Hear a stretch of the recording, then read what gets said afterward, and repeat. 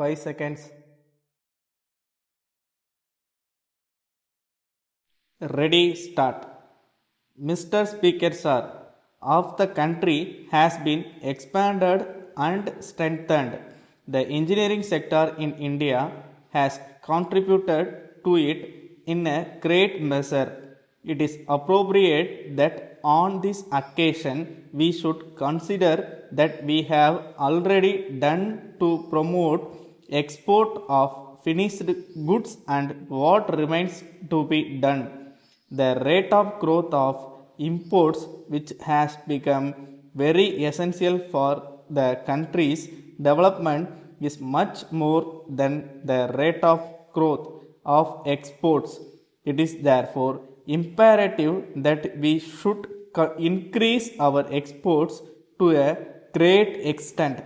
Everyone knows very well that exports play a vital role in our total economy and development. So the government have attached the highest importance to it. India export registered a high growth rate, and all over the world I wish to point out that it is against this background that we have to examine this plan document. As is well known, this document has two aspects. In the first place, it states as clearly as possible the objectives which we seek to achieve and the methods which are necessary to be adopted to achieve them. Secondly, we have tried to work out details so that we may be able to achieve the objectives that have been set forth in this document. As I said, it must be borne in mind that the state of our economy has undergone a big change. It has been going through great difficulties and it is necessary for man wherever such ceiling exists in labor legislations, the employers resort to reduction of the number of workmen in their establishments to disown the obligations put on them. This has been considered by us and we are of the opinion that the ceiling limit of workers in various beneficial labor legislations for their application should be removed so that the statutory benefits could be made available to all the workers in industrial establishments, irrespective of the number of workers working in those establishments. Another aspect which I would like to place before this conference is the fleet of the contract labor. In this matter, I wish to be frank that the implementation of the legislation is far from satisfactory. The foundation for good and healthy life is laid. The government is therefore committed to provide child care services like nutrition, immunization, prevention of disease and preschool education to support the families living below the poverty line. I am happy to inform you that poor students up the 8th standard are given free uniforms by the government. The Social Welfare Department is also providing healthy food to children from 6 months to 3 years, and to pregnant mothers the department formulates plans and policies for the development of women in the state.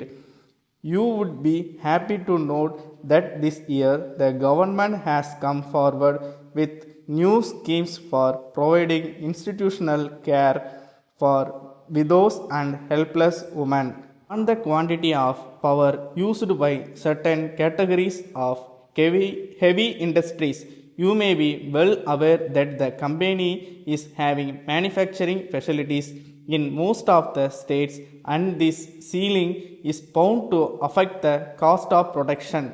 In those units, we have been requesting the state governments as well as the central government from time to time to desist from fixing any ceiling on the use of power which is already in short supply. The power tariff has also been increased recently in many of the states.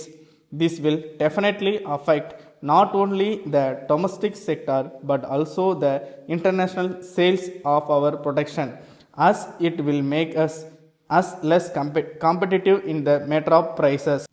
Letter from Vishal Food Stores Mumbai to the Indian Biscuit Company Pune. Dear sirs, we are very sorry to inform you that we have received a number of complaints from our customers to the effect that on opening the tins of cream biscuit sent by you, they found that the contents were in a very broken condition.